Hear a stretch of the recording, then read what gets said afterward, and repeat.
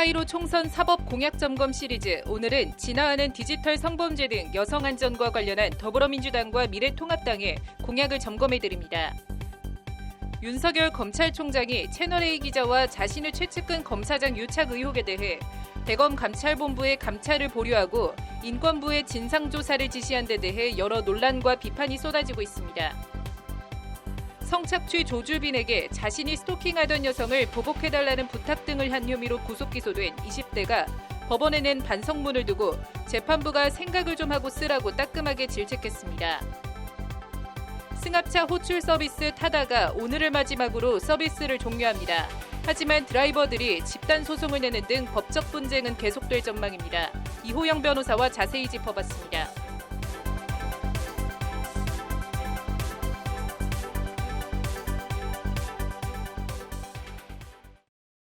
4월 10일 법률방송 로투데이 시작하겠습니다. 첫 소식입니다. 4.15 총선 사법 공약 점검 시리즈, 오늘은 여성의 안전과 관련한 더불어민주당과 미래통합당의 공약을 점검해 보겠습니다. 두 당의 여성 안전 관련 공약이 큰 틀에선 차이가 없다고 하는데, 모든 공약이 다 그렇지만 관건은 공약이 헛된 약속으로 끝나지 않게 실행하는 것 아닌가 합니다. 장한지 기자가 두 당의 여성 안전 관련 공약을 전해드립니다. 영혼살인이라는 리벤지 포르노 이슈를 수면 위로 끌어올린 음란물 황제 양진호 사건에서부터 성적인 길들이기, 그루밍 성폭력 화두를 우리 사회에 던진 심석희 신유용 성폭력 사건, 그리고 지상파 방송사 유명 앵커에서부터 성적 수치심을 일으키는 부위가 아니라는 이유로 항소심에서 무죄가 선고된 레깅스 몰카 사건과 유명 BJ의 3년에 걸친 화장실 몰카 등 끊이지 않는 몰카 범죄, 그리고 마침내 스스로 자신의 범행을 악마의 삶이라고 표현한 텔레그램 엠번방 사건까지 멈출 수 없었던 악마의 삶을 멈춰주셔서 정말 감사합니다. 대한민국은 잊을만 하면 끊임없이 크고 작은 성범죄들이 터져나오며 나라를 들었다 놨다 하고 있습니다. 이런 실태를 감안해 더불어민주당과 미래통합당 모두 성범죄 등 여성 안전 관련 공약을 앞다퉈 내놓고 있습니다. 우선 디지털 성범죄 관련 공약을 보면 피해자에 대한 상담과 영상 삭제 지원, 사후 모니터링 등 피해 회복 지원이 크게 강화됩니다. 나아가 성착취나 리벤지 포르노 영상물은 유포자뿐만 아니라 구매자와 소지자도 처벌하고 사진이나 영상 합성 피해 등에 대한 처벌 규정 마련 등 성범죄 사각지대 해소 공약도 포함되어 있습니다. 사법체계가 여성과 아동 청소년의 성착취 피해를 방조하는 것을 묵과하지 않을 것입니다. 제작 및 유통뿐 아니라 구매자와 소지자 모두에 대한 처벌이 강화되지 않는 한 이 악순환의 고리는 끊어지지 않을 것이기 때문입니다. 특히 성적인 영상을 이용한 협박의 경우 형법상 협박죄가 아닌 성폭력처벌법상 성폭력으로 강하게 처벌할 방침입니다. 성폭력 범죄의 처벌 등에 관한 특례법을 개정해서 촬영 동의가 없는, 상관없는 영상을 이용한 협박이 있는데, 이러한 협박에 대해서도 성폭력 처벌 대상에 포함시키고, 그 밖에 온 국민, 특히 혼자 사는 여성들을 공포로 경악해 했던 신림동 CCTV 사건으로 대변되는 여성 1인 가구의 불안을 해소할 수 있는 다양한 공약들도 제시됐습니다. 전국의 CCTV와 112, 119 서비스와 연계된 스마트시티 통합 플랫폼 기반 여성 안심 앱 구축, 범죄 취약자의 LED 조명, 비상벨 설치 등의 여성 안전 공약들이 있습니다. 데이트 폭력, 특히 지금은 경범죄로 최대 10만 원 범칙금이 고작인 스토킹을 별도의 범죄로 다뤄 강하게 처벌하고 피해자 보호도 강화합니다.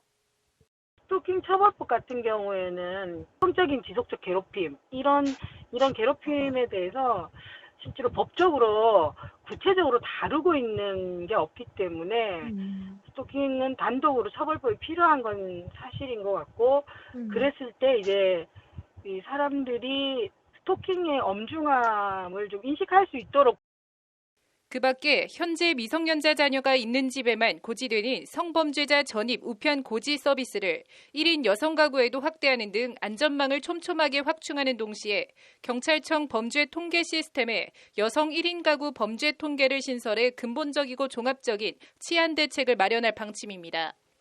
민주당은 특히 강간죄 구성 요건을 폭행이나 협박이 아닌 동의 여부로 판단하는 비동의 간음죄 도입을 적극 검토하겠다고 밝혔습니다. 여성계는 비동의 간음죄 도입이 반드시 필요하다는 입장인데 21대 국회에서 해당 법안이 실제 논의되고 발의될 경우 상당한 논란도 예상됩니다. 법률방송 장한지입니다. 텔레그램 박사방 조주빈에게 자신이 스토킹하던 여성의 보복을 해달라고 부탁한 혐의 등으로 재판에 넘겨진 20대 사회복무요원이 법원에 제출한 반성문을 두고 재판부가 생강을 좀 하고 쓰라며 따끔하게 질책했습니다. 반성문을 어떻게 썼길래 재판부가 법정에서 이례적으로 따끔한 지적을 한 것일까요? 이슈 플러스입니다. 사회복무요원 24살 강모 씨라고 하는데 강 씨는 엽기적인 성착취 동영상을 제작해 유포한 조주빈에게 자신이 스토킹하던 여성을 보복해달라는 부탁을 했다고 합니다. 보복을 위해 사회복무요원으로 근무한 강 씨는 구청 정보시스템 전산망에 접속해 피해 여성 A씨와 A씨 가족의 개인정보를 조회한 뒤 조 씨에게 알려주는 치밀함과 대범함을 보였습니다. 강 씨는 조주빈이 성착취물을 유포하기 위해 운영한 텔레그램 박사방 범행에도 연루된 것으로 파악됐습니다. 조주빈은 인터넷 커뮤니티에 아르바이트 구인 글을 올린 뒤 강 씨 같은 사회복무요원을 포섭해 이들을 통해 피해자나 유료 회원의 신상 정보를 알아내 협박과 강요의 수단으로 삼은 것으로 조사됐습니다. 특정 범죄 가중처벌 등에 관한 법률 보복 협박 등 혐의로 구속 기소된 강 씨는 N번방 다른 피고인들이 하는 것처럼 재판부에 반성문을 제출했습니다. 그런데 재판장인 서울중앙지법 형사합의 33부 손동환 부장판사는 오늘 열린 강 씨 재판에서 가족들이 힘들어한다는 강 씨의 반성문 내용을 지적하며 따끔한 질책을 쏟아냈습니다. 이렇게 쓰는 것을 반성문이라고 얘기를 안 할 것 같다며 말을 꺼낸 손동환 부장판사는 이런 반성문은 안 내는 게 낫겠다. 이게 무슨 이라며 기가 막힌다는 듯이 말을 잠시 멈췄습니다. 손 부장판사는 이전에 수용자로 수감된 적은 없겠지만 재판부에 내는 건데 이런 식으로 얘기하면 이상한 분이라는 생각이 든다고 직설적으로 말했습니다. 손 부장판사는 그러면서 나는 고통받으면 그만이지만 범죄와 무관한 자신의 가족과 지인이 고통에 시달리고 있다는 등의 내용인데 원하는 바가 반성하는 태도를 재판부에 알려주려는 것이면 좀 더 생각하고 쓰는 게 좋을 것이라고 질책했습니다. 본인이 자꾸 억울하다는 입장을 취하는데 상황이 안 좋다. 피해자를 생각하면 너무 안 좋은 상황이다라는 것이 손 부장판사의 따끔한 질타입니다. 강 씨가 연루됐다는 조주빈 박사방 피해자들은 얼마나 지옥 같은 삶을 살고 있을까요? 이제 강 씨 가족들이 강 씨가 붙잡히자 고통에 빠진 모양인데 자식이 저런 일에 연루된 가족의 고통은 이해 못할 바는 아니지만 사필 규정과 역지사지 8자가 떠오릅니다. 그나저나 N번방, 박사방 성착취 연루자들의 반성문들이 많게는 한 사람당 10몇 통씩 재판부에 쇄도하고 있다고 하는데 반성문은 죄를 자백하고 용서를 구하는 것이어서 감경사유가 될 수 있다고 하는데 그것도 반드시 옥석을 가려야 할 것 같습니다. 반성하고 뉘우치고 후회하는 게 왠지 끔찍한 성착취에 가담한 게 아니라 잡힌 걸 안타까워하고 후회하는 것 아닌가 하는 의심이 강하게 듭니다. 이슈 플러스였습니다.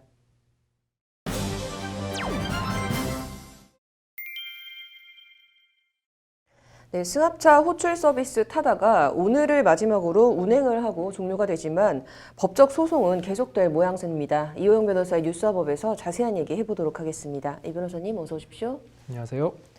네, 이제 타다가 오늘을 끝으로 서비스를 중단하는 겁니까?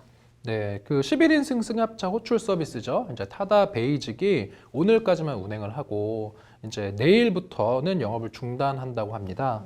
그 이른바 이제 타다 금지법으로 불리는 그 여객 자동차 운수사업법 개정안이 이제 지난달 국회를 통과하면서 이 타다를 운영하고 있는 VCNC가 이제 사업 중단을 이제 선언을 했고 그 사업 중단 일정에 따라서 지금 타다 베이직 서비스가 이제 중단된다라는 거고요.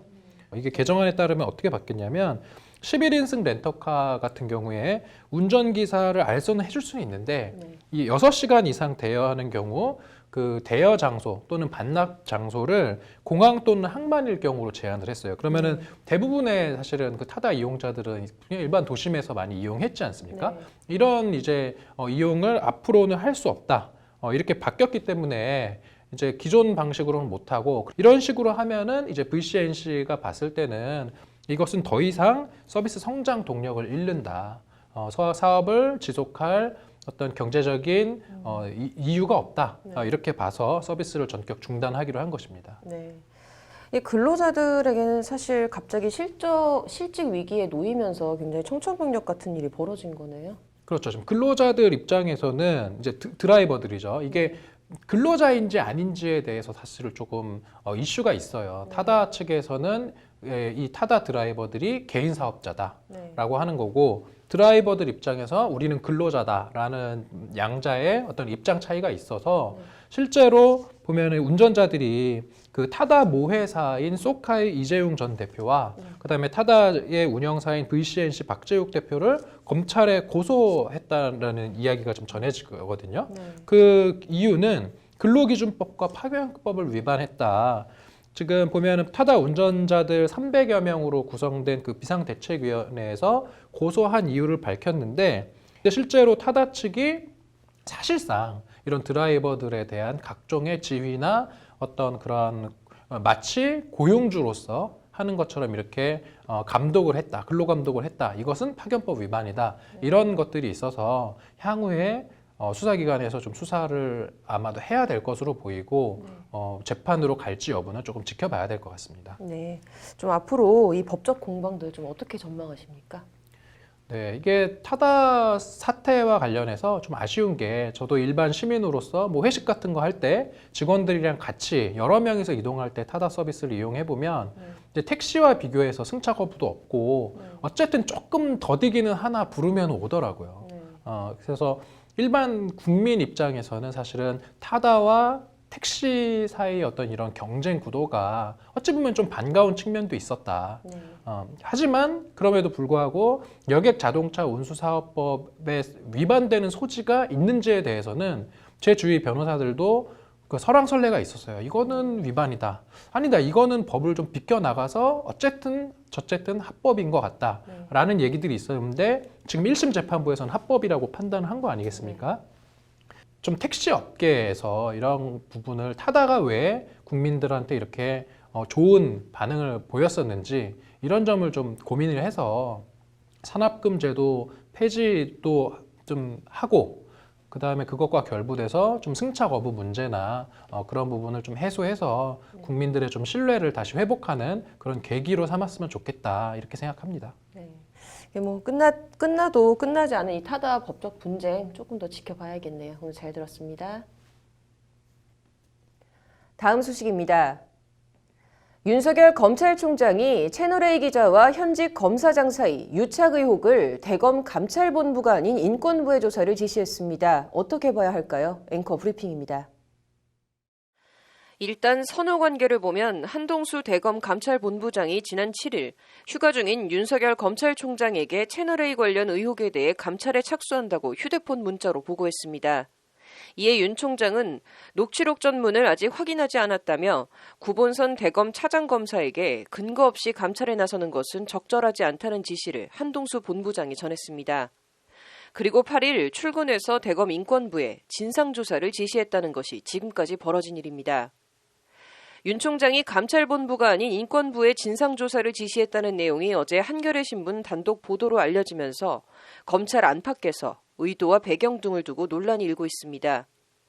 일단 대검 인권부와 감찰본부의 업무 성격과 권한 등은 많이 다릅니다. 대검 인권부는 전임 문무일 총장 시절인 2018년 7월 검찰 수사와 관련해 강압수사 등 인권 침해 사례를 찾아내고 이를 예방하기 위한 목적으로 설치된 기구입니다. 그런데 채널A와 현직 검사장과의 유착 의혹은 일단 수사 인권 침해 사안은 아닙니다. 해당 사건은 채널A 현직 기자가 윤석열 총장의 최측근이라는 현직 검사장과의 친분을 과시하며 유시민 노무현 재단 이사장의 비위를 털어놓으라고 협박한 사건입니다. 큰 틀에선 인권 침해에 들어가긴 하지만 엄밀히 보면 이른바 정치검찰, 검찰 정치, 검사의 정치 관여 의혹 사건이라고 할 수 있습니다. 인권부장과 감찰본부장의 면면도 사뭇 다릅니다. 이수건 대검 인권부장은 검찰 내에서 이른바 공안통으로 분류되는 인사로 정무적 판단을 요하는 정치적인 사건을 다뤄본 경험이 많은 것으로 알려졌습니다.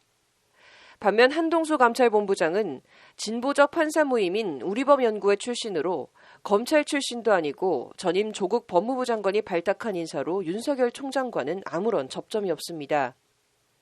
여기에 감찰본부장 산하 부장검사 이상 고위검사의 감찰을 전담하는 감찰 3과가 지난 2월 신설됐는데 연수원 30기 허정수 감찰 3과장은 1988년 50비리 척결을 요구하며 서울중앙지검 점거 시위를 벌인 운동권 출신으로 검사 임용 당시 화제가 됐던 인물입니다. 또 감찰 3과 소속 연구관인 32기 전윤경 검사는 추미애 장관 임명 뒤 꾸려진 제2기 법무검찰 개혁위원회에서 현직 부장검사급으로 유일하게 위원으로 참여한 바 있습니다. 허정수 감찰 3과장과 전윤경 연구관은 모두 지난 2월 검찰 인사에서 추 장관이 대검 감찰본부로 보낸 검사들입니다. 윤석열 총장 입장에선 여러모로 껄끄러울 수밖에 없습니다. 이와 관련 강원랜드 수사외압 의혹을 폭로한 안미연 검사 대리인이자 검찰개혁을 주장해온 김필성 변호사는 윤 총장이 이수건 인권부장에게 조사를 맡긴 데 대해 정치적 감각을 갖고 마사지할 수 있는 여지를 열어놨다는 취지로 말했습니다.